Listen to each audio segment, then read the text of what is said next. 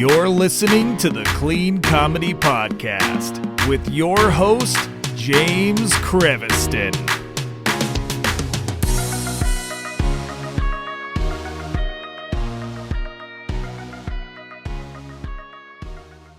Hey everybody, welcome to the Clean Comedy Podcast. It's James, and today I have a great guest for you guys. This show we usually talk about stand-up. Sometimes we talk to filmmakers. Sometimes we talk to other comedians who make sketch shows or whatever. But we've actually never talked to anybody about improv. And I know I'm hearing a lot of you go, improv. But I'm telling you right now, improv has changed my stand-up. So when I took my improv class, you guys know about it. If you're listening to the podcast, you know that I took an improv class. And this guy was recommended to me. So I binged all his YouTube stuff.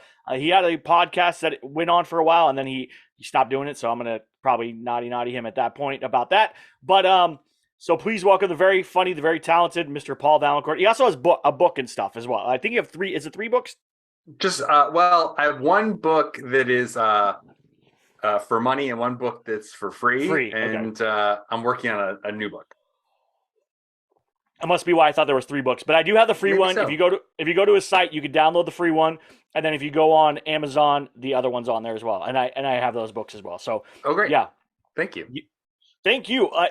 Your name came up as like the person. Also, I have to apologize to you because I was supposed to go to a class to learn from you, and I got violently ill the night before, and so I was sick the whole time. And I was like, "Can I make it?" And I tried so hard, and I couldn't even do it. I was so mad at myself. So I missed out, but I was really excited because it was my first improv class. They were bringing you in. They had you for the troupe. I was invited to come, and I was like, oh my gosh, this is great. So I'm very sad that I didn't get to meet you in person, but it was great to watch stuff. So tell us a little bit about who you are so that all these comedians can learn, because they need to learn improv. Improv has changed my comedy. So let's hear from you. Sure. My journey is basically this. I've been doing improv for like 30 years. I started in college. I saw my first improv show in college. And basically my friend Thomas, one of the guys, it was my freshman year, probably the first couple months I was in college, friend that I had made named Tom Gallahan. He said, I'm doing this improv show. You want to come and check it out? And I was like, oh, sure. I didn't even really know what it was. I had done like drama club in high school, but I really didn't know anything about improv. And in this show, the first half of the show was all short form games, sort of like Whose Lines It Anyway style. This is like years and years before that. I'm much older than that. And then the second half was a herald, which is a long form where they get one suggestion and sort of like improvise, sort of like a whole play, a whole adventure. And part of that was this guy trying to find out who made Muzak. And so he's like questing. And then finally towards the end, he's like, I'm going in there. And then these guys came out to be guards like, no, you're not. Yes, I am. And he pushes past them. He's like, you make Muzak, Paul McCartney and Paul Simon and John Lennon. And the guy with Paul McCartney said, right, mate, we usually make the Muzak first, then jazz it up for everyone else. And I was like, like it blew my mind. It was like so crazy and amazing. And I literally said out loud to myself, that's what I'm going to do with the rest of my life, and pretty much it was like, as I always tell people, it was like very profound experience for me, which is weird to say about an improv show, but it really was like being called to the priesthood. I was just really clear, like, this is what I'm going to do. And this is what I'm meant for. And, I ultimately went on to join and then direct that group called Erasable Inc. at University of Maryland. Shout out to those guys, still going strong. Awesome. And then after that, after I did that, I took classes. I came to student exchange in California, did a class at Cal State Northridge, and sort of at the start of their improv group. Then went back to Maryland, and I studied at Comedy Sports in Virginia, and I was taking class with this guy who was teaching in the basement of the Department of Defense. Like, this was years and years ago. I was like, if there was like an improv class, you had to like sniff it out like a detective. And then finally, that guy in the Department of Defense was like, hey, he brought in this guy named Michael Gelman, who's a genius and really great guy, to do like a master class. And he was working at Second City. And so he was like a professional improv guy, like the first professional improv guy that I ever met, really, because otherwise we're like students teaching other students who maybe weren't at it as long, which is great. But, when you meet someone who's like really does it professionally, you're like, oh my gosh. So Michael Gelman came and taught this 2-day class. I was like blown away by him. I thought he knew so much. And then I was just like, I really want to do improv. I really love improv. He's like, kid, you got to move to Chicago. I was like, you got it, Michael Gelman. And then a couple of months later, I moved to Chicago, and I lived with my cousin in Naperville, was commuting into into Chicago and Northwestern. Went to Northwestern, and I started classes at Second City. And then when I was at Northwestern, I ended up joining or directing their improv group called the Meow Show, Improv and Sketch. And then when that was over, one of the guys in that troupe said, "You got to go to the IO." And I was like, "Okay." So the Improv Olympic, the IO, and I went there and was there for 6 years, and then started a IO out here, and that ran for like 20 years or so. And that brings us to today. Wow, that is awesome. What a great way to like find your passion so early and be able to like live your life doing that. And so now you teach a lot of improv, like you do like a lot of classes and trainings and stuff like that. I do, yeah. And where do you teach? Do you just go on places, or do you teach at like different venues, or how's that work? Different things. When the IO was open, I taught there like consistently. I taught 2 classes a week for like years and years and years. And then I've taught, sometimes people will bring me to their theater. I've taught in Arizona. I've taught in where else? Different places around California for sure. I think I'm maybe I've taught like at Camp Improv Utopia a few times. I think I might go to England next year. There's a couple opportunities over there, and take it worldwide. And then and I've taught a little bit online. That's been really interesting. Because then you have people from like, it's 8 o'clock for me and it's like 3 o'clock in the morning for someone else. And it's like, oh my gosh, thank you for joining this class and staying awake and stuff. And so just all over the place kind of. And then that's sort of like how the YouTube channel started, and that's how the book started, is like scaling that opportunity, scaling that idea of like, how do I, like, even at the max, doing an in-person class, the most I can teach is like 20 people at a time. But now the book goes out and kind of like works 24/7. The YouTube channel, it goes out, works 24/7. So it's like, it's nice to be able to share that message. And even in smaller markets or smaller communities, like when I started in college, we had like literally a stapled like little sheaf of like 13 pages called the Herald Guidelines, and we sort of lived and died by that. And we sort of learned games from other college improv groups, and there was like no improv books. There was when I went to Cal State Northridge, the guy who was teaching there gave us, or recommended to us, the Inner Game of Tennis and the Inner Game of Golf. Like these were the 2 books that we had to reference. And then then people started to write books and stuff, but we really didn't have a ton of things. So it was like very super oral tradition, like handed like, mouth to ear for so long. That's crazy. That's awesome. I'm going to end up taking more improv classes because I took improv because I have a bunch of stand-up comedian friends who said, when you're doing stand-up, you don't look like you're having fun, right? I was in my own head. I am delivering it. Everyone's laughing or whatever. But they're watching me from a different place the audience is watching me. Like they know what's happening up there, and they're like, "You don't look like you're having fun." And I'm like, "No. I'm just working my bits out in my head and doing my set, and trying to pay attention to what's going on." Like, yeah, but it doesn't come across that way. Right. So I said, "Well, what should I do?" And I had taken acting classes a long time ago, and I was like, "I don't want to." They're like, "You should take it." I was like, "I don't want to do acting. I don't. It's not for me, and that's not who I am."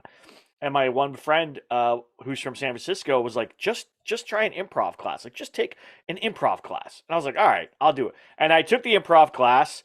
Shout out to Free Range Comedy out in Camarillo. So they rock. Shout out to those guys. Yeah. They're awesome. So I took a class there, and I was like, oh, I love this. This is awesome. Like, I can be silly and fun and free, and I don't have to like stress about what I'm about to say.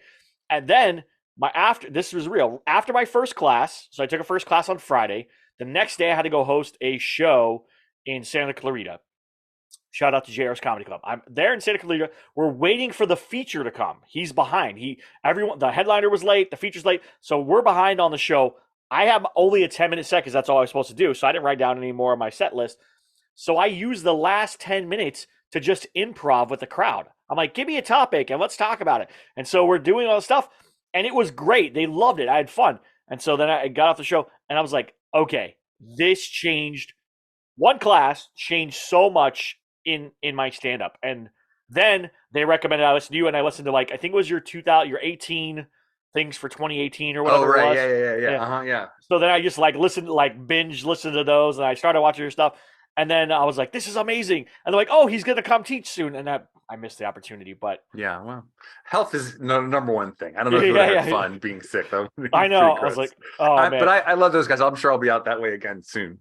I hope so. So when people start improv, probably if they're like me, probably the first thing they feel like is, I don't want to look stupid, right? I don't want to look dumb. I don't want to look silly, right? There's like that self-consciousness to it. What's the biggest way to help people overcome that? Because that's big for everything, really. But yeah. For sure. Yeah, that's definitely a big thing. I think sort of one of the things, well, I think that sort of stand-up and improv are, to me at least, sort of opposite ends of a spectrum. Yes. Right? It's all funny, it's all comedy, whatever, but they're opposite ends of the spectrum. Like in improv, it's different every night. Like I still get excited about shows. I'm like driving around. I'm like, I wonder what the show's going to be about tonight.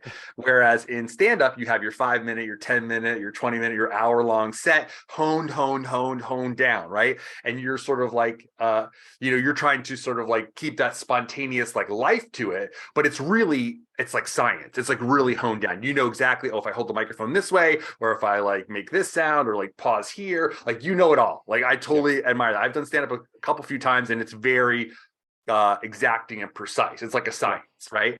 And it's like almost like cooking versus baking. Like baking, you have to be all the exact measurements, and then improv is like cooking. You're like, oh, I'll try this, and I'll throw a little bit of this in, we'll see where this goes, right? And flavor to taste, as they say. But I think sort of when people start off, one of the main things that people are afraid of is they're afraid of running out. What if I don't know what to say? What if I run out of stuff to say? Right. And then they feel like, oh, then I'm going to be caught. I'm going to look dumb or whatever.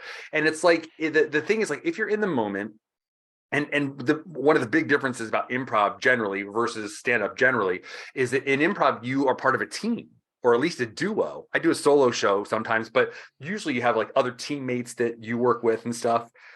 And so they're always supporting you. So if you say something and that's it, then they'll say something back to you, and you're responding in the moment. And there's like this give and take constantly with you and your partner, right? And I think that's the opposite of stand-up. Is sort of like you, not versus, but you versus the audience. Like you're presenting to them and they're taking it in, right? And I think probably at its highest state, I don't want to speak out of school, but probably at its highest state, it is a conversation in some ways between you and the audience, right? Yes.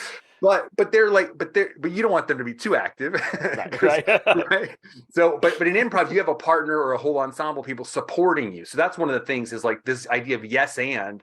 When we're yes anding each other all the way along, that really helps us up everyone's game, because I can say kind of anything, and my ensemble there is going to support it and make it look good, and then we can go to the next idea and the next idea. So I think that's people's first big fear, is like, what if I don't know what to say? What if I don't know what to do next?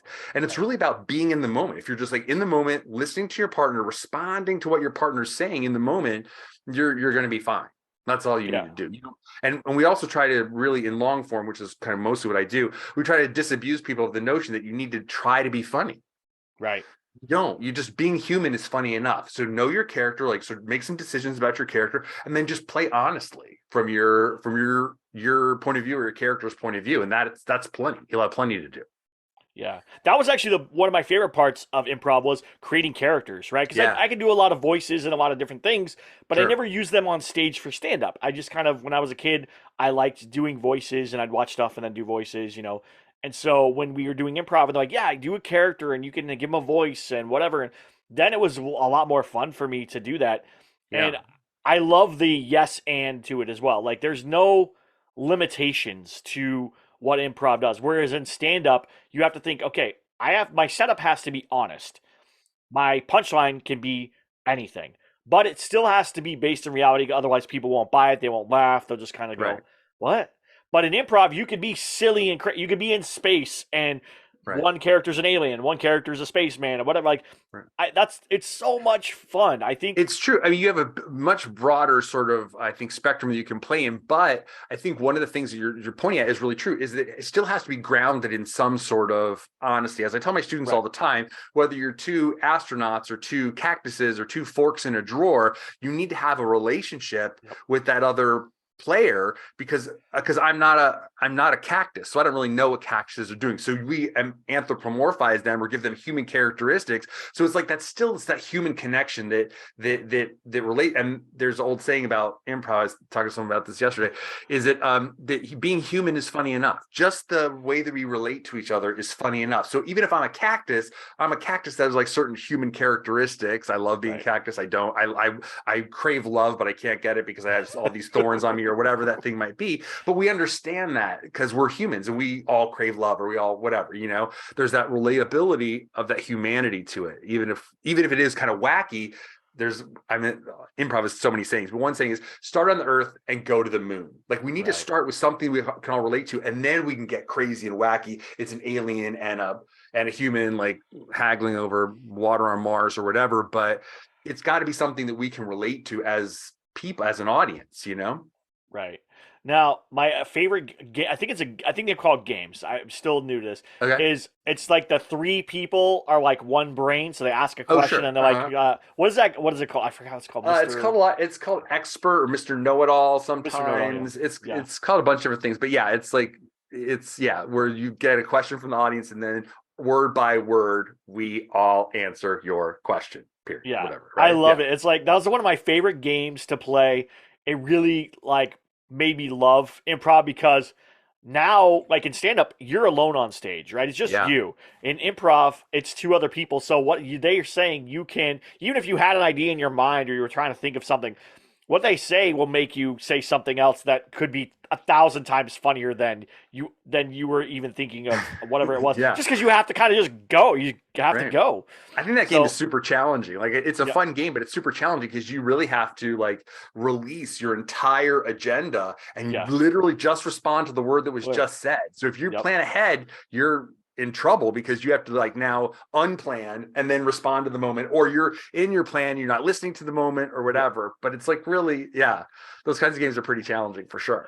Yeah, and I think it was my favorite because I had to be out of my head for that moment. I can't try to come up with something. I have to pay attention. I have to live in that moment with the question and what the other people are saying. And also, the middle person, it has the easiest job, I think. But the two end people have the hardest job. The middle person, because they're usually a segue piece, so it's not as difficult. But the beginning and the end person, to me, always have the hardest job. So I liked being either end because I was in the middle. It's usually a sequitur, like we are, blah, blah, or whatever. It's that piece. So you're not getting as much to like add to it as you want. But I loved it. Now you mentioned long form and short form. So are the games like Mr. Know-It-All? That's a short form one. Yeah.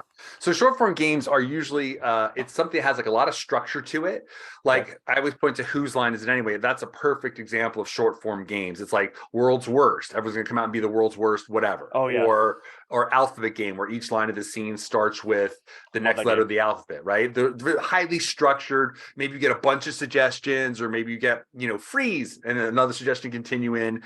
And they last short, like maybe 3 minutes at the most. Yeah. So that's usually kind of short form. Long form is more like we get a single suggestion from the audience, and then based on that, we improvise a whole kind of like play of interconnected scenes, games, and monologues, an opening, maybe some short form games mixed in there too. But it's one suggestion that inspires this whole long journey that's like 15 minutes to like 45 minutes or depending on sort of what the thing is. Like when I do, as I said, a solo show called Man versus Movie, and I get a single line of poetry or a lyric from a song from the audience, and then I improvise like a Hollywood style movie over 30 minutes based on that one thing, and whoosh, and play all the characters and stuff. But it's all like, it's from that one sort of kernel of inspiration, Where can I watch this? I want to watch this. That sounds awesome. There are some on my YouTube channel, PV Improv, and it's called Man versus Movie. And there's just like maybe a dozen of them on there. That sounds awesome because it's super fun. It seems like that's almost a stand-up thing, like because there's stand-ups who've done like one-person shows. Lily Tomlin had one of the biggest ones on Broadway, stuff like that. So that very much feels like something that a stand-up could also enjoy doing, because there's those two pieces to it. Now, I had an idea. I'm going to say this on the podcast. I don't care if someone steals it. If you can make it better than me, then fine. I always wanted to do, because I like Pitch Perfect. Like, that's one of my favorite new comedy style movies. And I also love all the Christopher Guest movies where they're like partially improv, partially like lines and whatever and stuff. So I thought of a thing where 3 stand-ups get kicked out of their stand-up community and they join the improv community, but they get put on to a 3 versus 3 improv like competition type thing, and they have to like work together, even though they're all don't like each other, stand-ups. They have issues, and they have to become these 3 versus 3 improv thing. I don't know if 3 versus 3 improv is a real thing or not. I tried to like look it up, and it kind of seemed like there may be some It's competitive things, but I couldn't it's tell for tricky. sure. There's not a ton of competitive, like comedy sports is probably like your top Right. competitive improv thing, and then there's some every once in a while there's some competitions, but it's not super competitive Right. sport. It is very sportsy, but not in that sort of way. I was just thinking the other day about an idea that me and some improv friends in college had of like, remember this movie called Blue Chips? Yeah. That I think Shaq was in, and it's about Nick Nolte, I think, is the coach, like recruiting these high school athletes, or he's trying to find these athletes. So we always thought, wouldn't it be funny if they did a movie of like him like trying to recruit these like high school improvisers for like a college or professional team, and sort of like just play it like super straight and super gritty, but they're improvisers. I like your callbacks, kid. You do a lot of great callback. Your characters are super strong, but you got to work more as a team or whatever. Just create. That's funny. I wish there was like a, like the NBA or the Major League Baseball or whatever of improv. I wish there was Yeah, something like right. that because I think it's something that people would love to enjoy and then also is accessible to everyone. Like honestly, if you learn the games and you learn what you're supposed to do and you can yes and enough times because a Right. lot of people, right, I noticed in my class too, sometimes when we weren't sure where to go, we would not know things per se, but we'd be like, "Oh, no, not that, but," and then like, or but this thing or whatever, and try to guide away when we're supposed to be yes ending. I think that's a great thing. The other thing that I thought of because I have two daughters that are in school, I thought of like, man, how much better would my life have been if someone would have taught me improv skills as a kid? Like, how is that not a class that we're not Sure. teaching in school? Like, as much as I love stand up, don't get me wrong, everybody, improv is a skill that everyone in the world can use. That everyone probably we would be able to communicate better with people, right? Don't you think? It's definitely a life skill. I mean, so many times when I'm posting stuff on Instagram about improv or whatever, I'm like, oh, it's another improv lesson or a life Life lesson lesson, or yeah. both. It's all kind of the same. It's like I just posted something the other day of the like after 30 years of improv, I can say it kind of comes down to two things, which is have fun and make your partner look good. And that's Yep. like that's life, man. That's what life is. Have fun That, and be nice to other people, be good to people. And that's it. that's It's such like a that's such so wise, but like so simple, right? And that's kind of what yeah. improv is. Improv is like so wise, but so simple. Like really the biggest part of it is like you said, just do your best and be good with your partner. Like if you could do those two things, yes and things, and Yeah. see the positive things and keep moving things forward, there's going to be success there. Now, as a comedian in LA, you're also Mhm. in the LA area, right? I am, yeah. Okay. Where would you recommend? What are some other good places for comedians to go learn improv? Like if they couldn't come learn from you, or I don't know if they can learn from you, but if they wanted to, what would be some other recommendations that you would point them in? Oh, Stand up that's specifically. a great question. I would say so many places have closed and it's been such a I like know. upheaval. So I know that the UCB just reopened, and I Oh, think that okay. they're especially good for stand-ups because they do a very premise-based style. So I know a lot of writers and stand-ups I think generally succeed uh pretty early there. They just have the uh, um, the dispensation for it. It's very it makes sense to them right away because it's Right. very premise based, right? So UCB is one place. West Side Comedy in Santa Monica, that's another great place. They're doing some really great stuff out there and really fun different shows. And also they sorry, they have a really great mix of stand-ups and improv. So it's sort of like the community is very deep in that way. Like Neil Brennan has an ongoing show there and stuff. Mm. So it's like it's already kind of a mix. So that's a great place. And then also I'll just recommend a third one.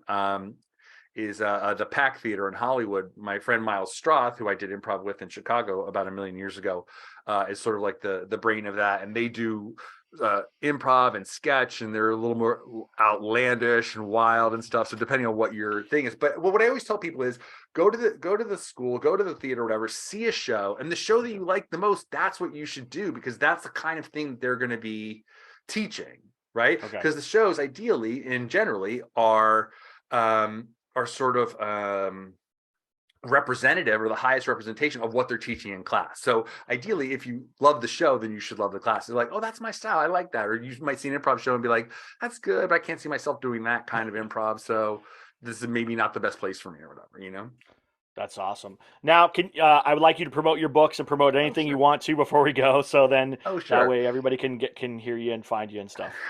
That would be great. Well, I think sort of the first thing is I would promote the YouTube channel, which is called PV. P as in Paul, V as in Vaillancourt, PV Improv on YouTube. And the series is called Improv Tips. And it's me and some of the best improvisers in the world giving tips and advice about improv. And I like it because it draws in so many different points of view and from around the world, like disparate improvisers and different perspectives and stuff. And, because I could say the same thing 20 times in a row and then they hear it from someone else like, oh, I get it. And you're like, yeah, I said that 100 times. So it's really great to hear from so many different experienced improvisers. There's some people from the Groundlings, another great improv school and sketch school. So I would say the YouTube first, and then the book on Amazon is called The Triangle of the Scene, and that's sort of like my technique for teaching scene work. And it's about sort of in the triangle of the scene, there's like, what's your character's game? What's my character's game? And what are we doing, or what are we doing it about? And that's sort of like, I think if you establish those things, it always gives you something to do on stage and helps you form relationships and stuff on stage. And then also, if you go to the YouTube channel, you'll see a link for my free book, which is I wrote over the pandemic, which is things that improvisers can do alone at home to practice improv and keep creative and inspired. And that's just free. You can just download that, and has like some exercises and some videos and different things in it. That I just wrote to sort of give back to the community when we were sort of like all stuck at home. And I know I was feeling like creatively stunted, and I know other people were. And so I just wanted to share some thoughts, and people seem to really like it. So it's totally free. It's totally free. Yeah, go get that book. I'll put the link in the show notes so you guys have it and stuff. Paul, thank you so much for coming on. I appreciate it. I hope to have like a real class with you at some point, because I'm very excited. I'm very sad I missed that. I was super excited. I listened to all your tips and stuff. Are you going to bring back the audio podcast? You're going to start cutting the YouTube into audio too for podcast stuff? I don't know. I did that sort of as an experiment. As an improviser, I try a lot of experiments. I might do that again. Some people have asked me to do like audio versions of it, so I might start doing that. It's just a matter of time and sort of effort and stuff. I really have not done really a ton of tips over this past year, like recovering from COVID and just like whatever, like, oh my gosh. But in the new year, I'm going to start and expanding the channel, do some other things. So I'll definitely take that into consideration. Maybe that's a good way to do it. It is good because I like a lot of people like me. I have to drive from show to show, so I want stuff to listen to, and then that helps me like think about like, okay, even though I'm about to do a stand-up show, those moments of hearing, oh, this is a good tip, will help me when I'm on stage. So I really do appreciate that. For sure. I think that the thing that can, that's people who drive a lot are the people that ask for it the most, for sure. Yeah. And I do think that improv is good for stand-up because it really teaches you to be in the moment, and you can make those new discoveries and have fun and really be in that conversation dialogue with the audience of energy back and forth. And when people are doing crowd work, it's all improv. It's all like, oh, you hear that idea and then whatever. I think it's so great that you're sort of embracing that and adding that to your repertoire. I think it's only to benefit. Yeah, I agreed. And that's why I want to have you. So guys, go check out Paul, check out his books. Remember, one's free, so you can get a free book, and then you go buy his other book. I guarantee you're going to love them, and take an improv class because it will change your stand-up. It's going to improve your stand-up. Improv will improve your stand-up. There we go. So there you go. Thank you guys so much. Paul, thanks again. Everyone have a good one. Please like, subscribe, and we'll talk to you soon. Bye.